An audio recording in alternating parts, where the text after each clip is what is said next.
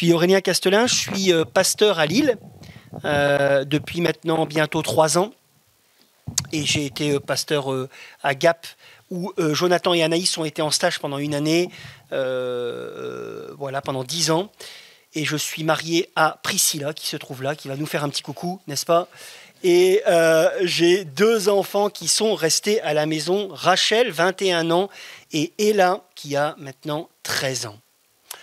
Je suis heureux d'être avec vous, et je vous invite à ouvrir votre Bible, puisque je suis là pour ça. Dans l'évangile de Marc, chapitre 11, évangile de Marc, chapitre 11, et nous allons lire du verset 27 au chapitre 12, 17.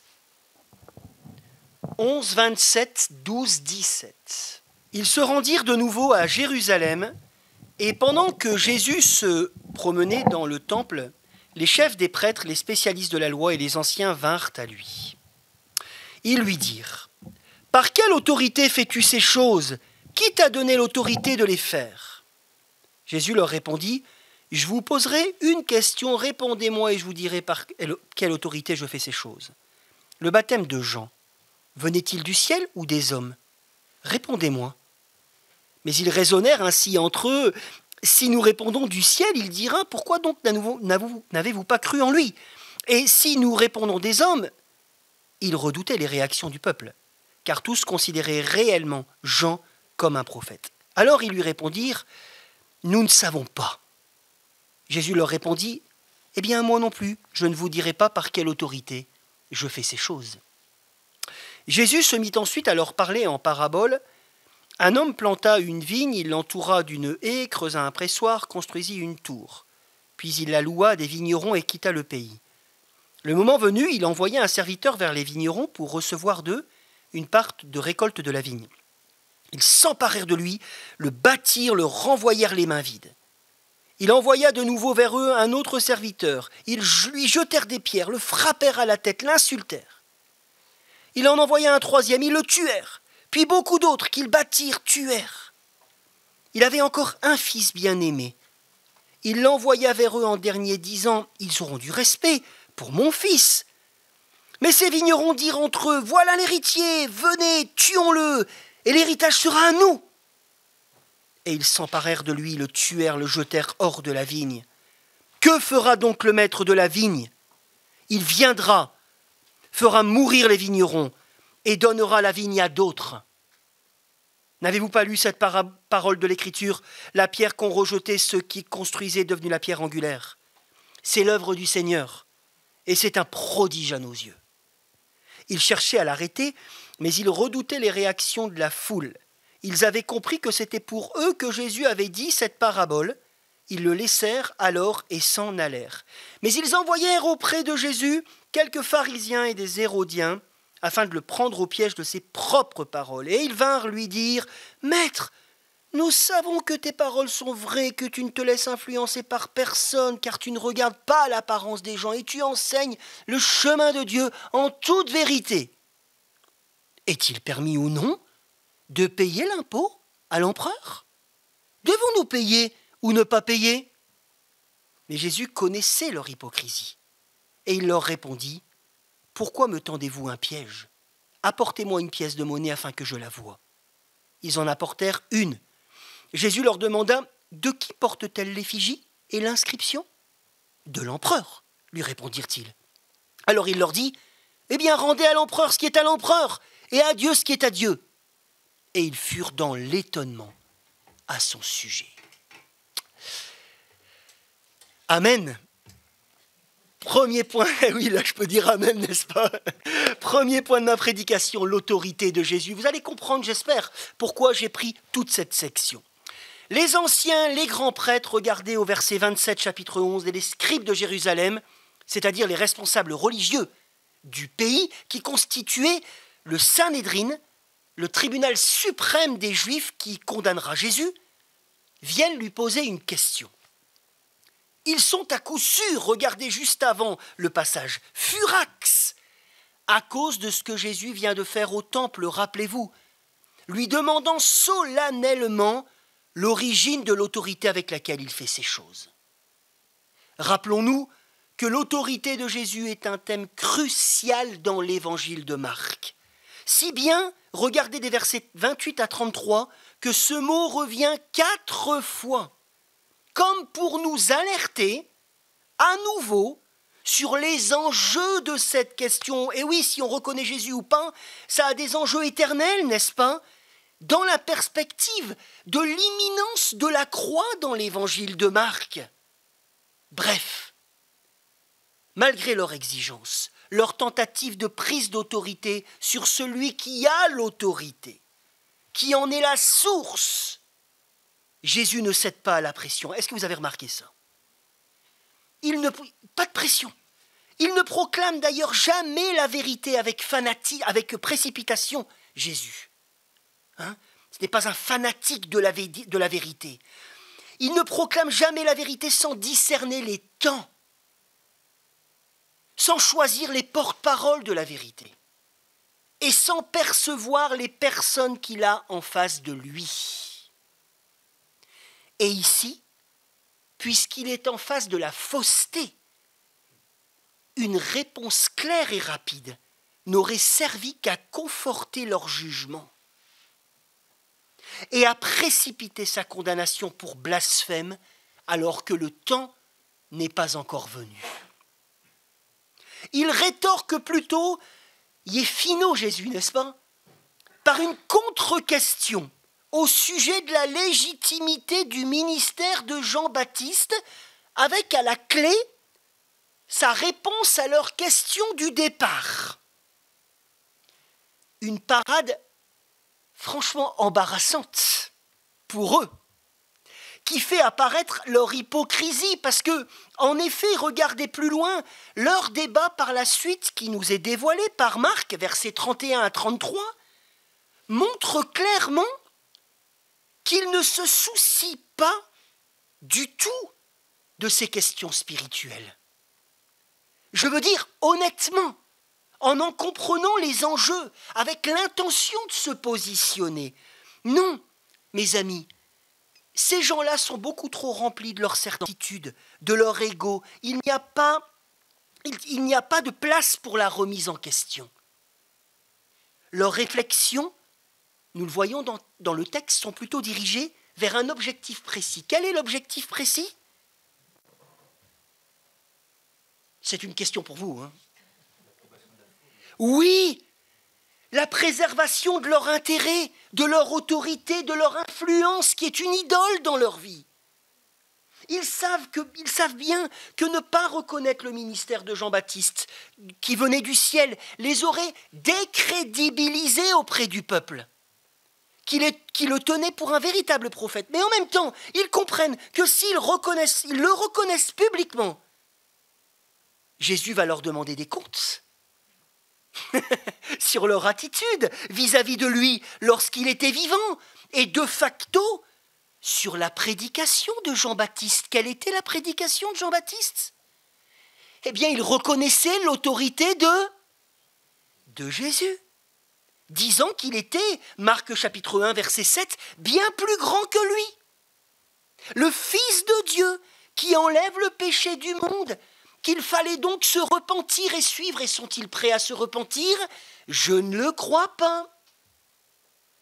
Pour éviter cela, ils choisissent une certaine forme de neutralité très lâche, lui répondant finalement « Eh bien, nous ne savons pas ». Malheureusement, en choisissant la duplicité, ils passeront à côté de la réponse du Christ qui aurait pu les sauver. Deuxième point de ma prédication, l'heure des comptes est arrivée pour les hypocrites. Chapitre 12, versets 1 à 12. L'heure des comptes est arrivée pour les hypocrites. Loin donc de se repentir et de se décourager dans leur entreprise, mais sans vouloir se mouiller à nouveau, c'est à partir du verset 13, on reviendra sur la parabole des vignerons après, ils envoient courageusement, verset 13, chapitre 12, des copains au casse-pipe Ce sont des pharisiens et des hérodiens, des alliés de circonstance, c'était des ennemis, c'est-à-dire des partisans d'Hérode Antipas, un roi fantoche de la Galilée, qui se présente pour eux au front, avec un but bien clairement affiché cette fois, piéger Jésus à l'aide d'une nouvelle stratégie qui utilise comme arme la flatterie. Et en effet, regardez verset 14, ça graisse la patte à fond. Seigneur, toi qui es franc, qui es juste, qui est impartial, qui aime la vérité, qui enseigne clairement la voie de Dieu, tout ce qui ne sont pas quoi en fait, dis-nous, est-il permis ou non de payer l'impôt à l'empereur? Il faut savoir que 80 ans plus tôt, Jules César avait introduit une réforme monétaire pour assurer la stabilité de l'Empire romain. Il avait même créé une monnaie frappée à son effigie. À l'époque de notre récit, l'empereur, c'est César Tibère. Et c'est son image qui apparaissait sur les fameuses pièces avec lesquelles on payait l'impôt par tête. Avec cette mention, écoutez bien, gravée dessus. César Tibère, fils du divin Auguste. César Tibère, fils du divin Auguste. Belle propagande politique et religieuse, qui était toutefois considérée par les Juifs pieux comme une monnaie illégitime, ressentie comme une obligation humiliante par les patriotes et comme une monnaie idolâtre. Bref, la controverse cette fois est vraiment très délicate. C'est un degré au-dessus. Si Jésus se positionne pour, il sera décrédibilisé auprès du peuple, qui croule sous le poids des taxes avec un désir d'insurrection de plus en plus grand. Il deviendra aussi l'ennemi des Juifs pieux. Et s'il se positionne contre, qu'est-ce qui va se passer, les amis? C'est vraiment pervers. Il pourra être condamné pour sédition contre l'autorité établie. Donc c'est un piège politique et en même temps religieux. Mais, selon la sagesse qui est la sienne, celle d'en haut, il refuse d'entrer dans le domaine dans lequel ses adversaires l'attendent.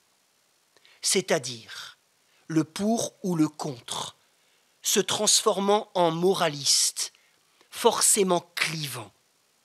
Il va plutôt les enseigner, et ce malgré leur hypocrisie, en les amenant sur un autre plan. Écoutez bien, mes amis, celui de la responsabilité personnelle et des devoirs spirituels face aux questions temporelles. Il leur donne premièrement une leçon de réalisme. Sur cette terre, il y a des autorités qui gèrent les affaires de ce monde. C'est clair qu'elles ne le font pas toujours super bien. Mais leurs affaires, ce sont leurs affaires. Et elles les gèrent comme elles l'entendent parce que c'est leur droit. Jésus met cela en avant en faisant remarquer que c'est l'image de César qui apparaît sur ces pièces, qu'ils ont d'ailleurs dans leur poche, tout en le critiquant. Que la réalité d'Israël à cette époque, c'est la suggestion, la soumission à Rome, et qu'il faut donc rendre, dit Jésus, et c'est le verbe rendre qui est utilisé, et non pas donner, rendre à César ce qui est à César et ce qui est à Dieu, à Dieu. Jésus, par cette dernière sentence, n'est pas en train ici de mettre une séparation entre le domaine spirituel et le domaine terrestre, dans lequel Dieu n'aurait rien à dire. Au contraire, il élève ici le débat, selon moi, en nous appelant à réfléchir toutes nos problématiques, écoutez-moi bien, toutes nos problématiques à partir de notre responsabilité vis-à-vis de Dieu.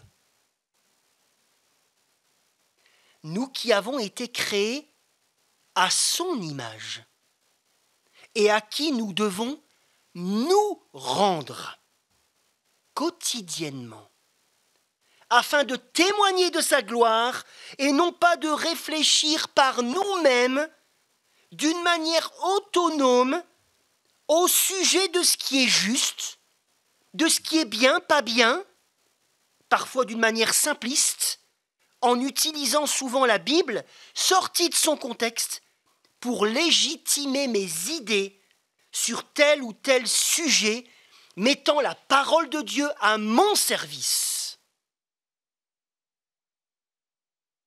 Ce qui est de la subversion. Suivre Jésus, c'est penser à partir d'en haut, selon son exemple. Comme l'apôtre Paul l'a fait, nous l'enseigne notamment dans l'épître aux Romains au chapitre 13. Et je vous inviterai à lire le chapitre 13 chez vous, éclairant par rapport à cette question. Interprétation de ce passage par l'apôtre Paul. Si j'ai à cœur de rendre à Dieu ce qui est à Dieu, et là je vous donne une interprétation personnelle, je poursuivrai donc la soumission aux institutions.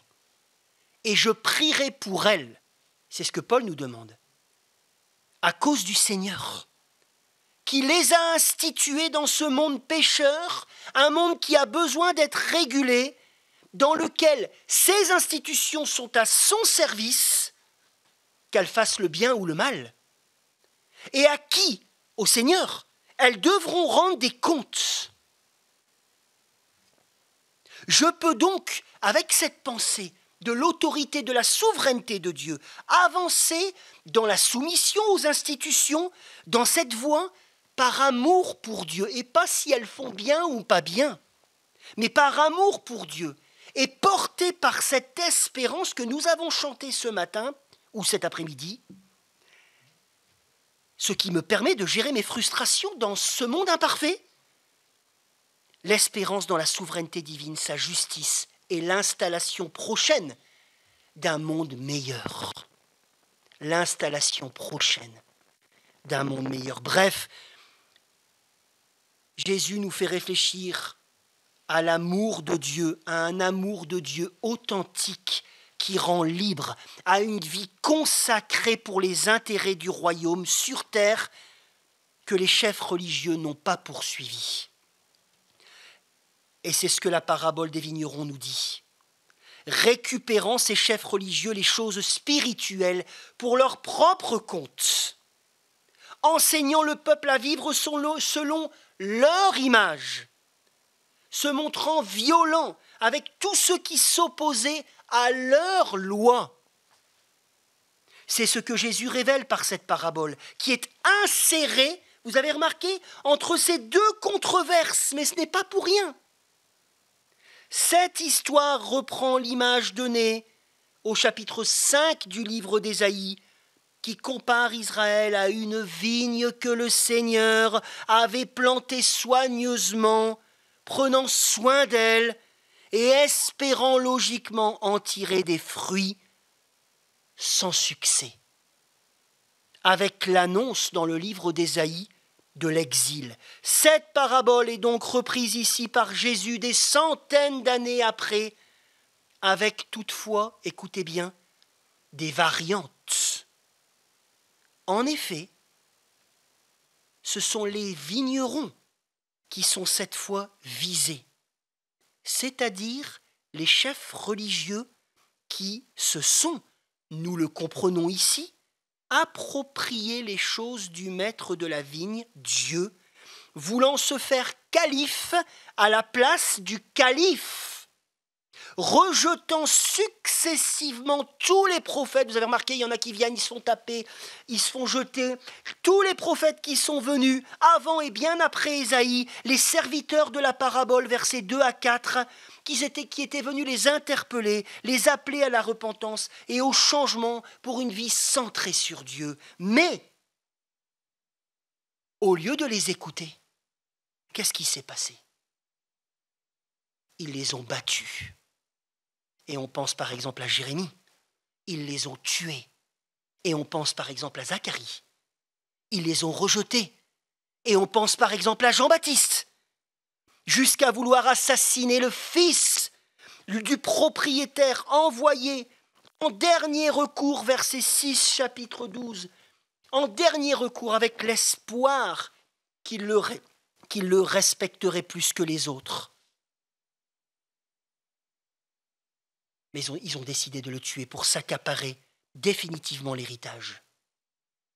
Les chefs religieux, chapitre 12, verset 12, regardez, comprennent ici que Jésus parle d'eux, mais sans comprendre la portée de la parabole. C'est ce qui est terrible dans le légalisme. Ils comprennent que Jésus parle d'eux, mais sans comprendre la portée de la parabole parce qu'ils s'apprêtent à l'accomplir. En effet, ils vont bientôt participer au meurtre, à la croix, de celui qui leur révèle enfin, dans cette histoire, son identité. Jésus est le Fils bien-aimé envoyé qui va être amené à la croix. Mais l'heure des comptes a sonné. Ils ne s'approprieront plus les choses de Dieu et même ne les géreront plus du tout. En effet, celui qui le rejette va ressusciter, c'est ce qu'il dit à partir du verset 10. C'est ce que nous comprenons et deviendra, comme il l'annonce dans ce verset, Jésus cite le psaume 118 qui exalte la confiance du roi, choisi par Dieu, mais rejeté par les dirigeants du peuple et qui finit par être victorieux. Jésus annonce qu'il est la pierre d'un nouvel édifice par la puissance de Dieu. Jésus annonce ici la fin du système mosaïque qu'ils ont trahi, dans lequel ces religieux ont évolué. Et il annonce également l'arrivée de la nouvelle alliance par laquelle, en lui et par lui, un nouveau peuple, par la foi, sera rassemblé et à qui sera donnée la responsabilité des intérêts de Dieu. La responsabilité des intérêts de Dieu. Troisième et dernier point de ma prédication. J'espère que vous n'êtes pas fatigués. Ça va vous tenir le coup? Rendons à Dieu ce qui est à Dieu, nous, chrétiens de la ville d'Amiens du XXIe siècle. Rendons à Dieu ce qui est à Dieu. S'il est vrai que ce passage comporte des éléments réjouissants pour ceux qui reconnaissent l'autorité de Jésus, puisque c'est l'assurance de faire partie, par la foi, du peuple de Dieu, à qui la responsabilité de ses intérêts, c'est-à-dire porter du fruit pour lui, sont confiés, c'est merveilleux. Dans l'attente de l'installation de ce royaume, ce passage comporte également, il me bouge ce passage, il comporte des éléments qui devraient nous faire réfléchir en communauté, nous bousculer, nous bouger. N'est-ce pas? Je ne sais pas trop. Mes amis, le Seigneur attend de son peuple du sérieux dans ses affaires. Il ne s'agit pas de critiquer les chefs religieux, etc., mais aussi de regarder son propre cœur. Rappelons-nous que même sous la grâce, chacun aura à rendre des comptes de la grâce dont nous sommes débiteurs. C'est ce que Paul dit en Romains chapitre 8, verset 12. Nous sommes débiteurs de la grâce, de ce que le Seigneur lui aura confié, de l'exercice de sa liberté chrétienne, son témoignage, sa vie, son service dans l'Église et pour l'Église dans le monde aussi également. Alors, c'est ma prière ce soir, qu'il nous préserve, s'il te plaît Seigneur, d'un bilan spirituel en demi-teinte, voire pire, où je serai trouvé avec des belles feuilles, comme le figuier, mais sans fruits. Pour nous encourager à produire pour le Seigneur, profitons justement du contre-exemple des chefs religieux en luttant contre la tendance qui nous est commune, mes amis. Soyons honnêtes avec Dieu. La tendance qui nous est commune et qui est commune à tous les hommes, je veux parler de l'hypocrisie, de la fraude spirituelle. Luttons contre cela en poursuivant non pas l'autonomie, le fait de récupérer les choses de Dieu pour moi, pour mes intérêts, mais la consécration à Dieu, ce qui est différent. Frères et sœurs, qu'il ne nous trouve donc pas dans une vie moraliste, tomber dans le piège d'une réflexion autour de ce qui se fait ou de ce qui ne se fait pas, de ce qui se pratique ou pas, de ce qui se dit ou pas, à partir d'en bas. C'est-à-dire une analyse et des actions selon mes propres voies, ma tradition toute humaine, mes intérêts, mais aussi mes peurs, mes angoisses, mes souffrances, à la recherche du verset biblique, sorti de son contexte, qui pourrait accréditer mes idées sur le monde et valider mes choix personnels, comme le faisaient les pharisiens. Ce qui équivaut, écoutez bien mes amis, je le crois, ce qui équivaut à s'accaparer les choses de Dieu. Ce qui équivaut à s'accaparer les choses de Dieu. Il nous faut conclure, donc, et en vrac, que non, la question du paiement des impôts, la question des taxes, la question de l'obéissance envers l'autorité de mon pays, la question du travail au noir, mais pour élargir la question du pardon, la question de la fin de vie, la question de la fidélité à son épouse, à son époux, la question du divorce, la question de la réconciliation, la question de l'immigration, la question de mon lieu d'habitation n'est pas liée in fine à ce que je trouve juste ou injuste, à ce que je trouve cohérent ou non.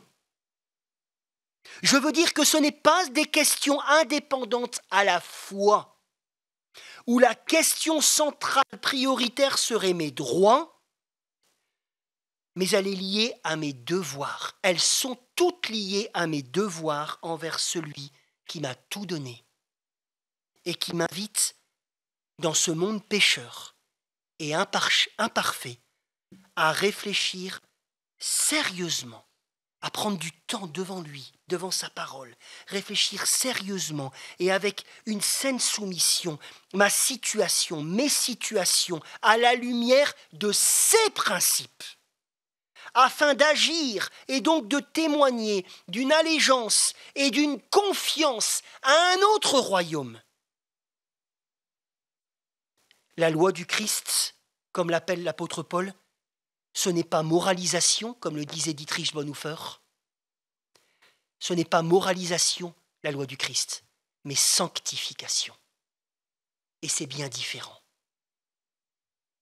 Je suis souvent, mes amis, effaré de ma tendance, à moi, Aurélien Castelin, de ma tendance instinctive, mais aussi de celle de l'Église, à réfléchir nos problématiques à partir des réalités terrestres. Je ne fais pas ça parce que je trouve que c'est de l'abus. Je ne fais pas ça parce que je trouve que c'est incohérent. Me tenant aux branches un peu maladroitement de quelques versets bibliques pour justifier mes positions. Comme le vice-président américain qui explique qu'au vu du contexte économique des États-Unis, l'amour du prochain ne s'appliquerait qu'aux Américains.